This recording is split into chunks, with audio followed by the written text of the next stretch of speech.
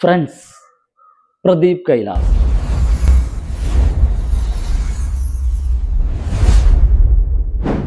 Kailas ടിപ്സിന്റെ കഴിഞ്ഞയാഴ്ചയിലെ weekly അനാലിസിസിൽ ഞങ്ങൾ പറഞ്ഞിരുന്നു, സ്വർണം 4100-നും 4000-നും ഇടയിലേക്ക് ഇറങ്ങി വരുമെന്ന്.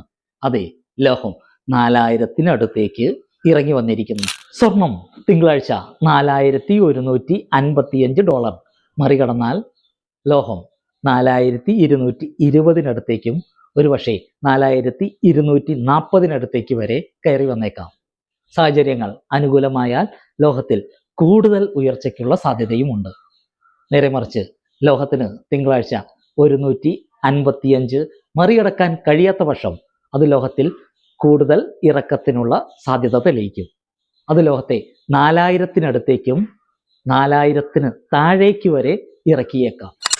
സ്വർണം അടുത്ത ആഴ്ചയിൽ ഉയരുന്നതിനുള്ള 60% സാധ്യതയും ലോഹത്തിൽ ഇറക്കത്തിനുള്ള 40% സാധ്യതയുമാണ് ഞങ്ങൾ കാണുന്നത്. അതായത് ലോഹത്തിൽ അടുത്ത ആഴ്ചയിൽ ഉയർച്ചയ്ക്കുള്ള സാധ്യതയാണ് കൂടുതൽ. സ്വർണം അഥവാ $4000 താഴേക്ക് ഇറങ്ങി വന്നാൽ അതൊരു ഇൻവെസ്റ്റ്മെന്റ് ഓപ്പർച്യൂണിറ്റി ആയിരിക്കുമെന്നും ലോഹം അടുത്ത ഡിസംബറിൽ തന്നെ ഞങ്ങളുടെ സെക്കൻഡ് ടാർഗറ്റായ $4500 സ്പർശിക്കുമെന്നും ഞങ്ങൾ കണക്ക് കൂട്ടുന്നു. അതൊരു പക്ഷേ അടുത്ത മാസം നവംബറിൽ തന്നെ സംഭവിച്ചേക്കാം.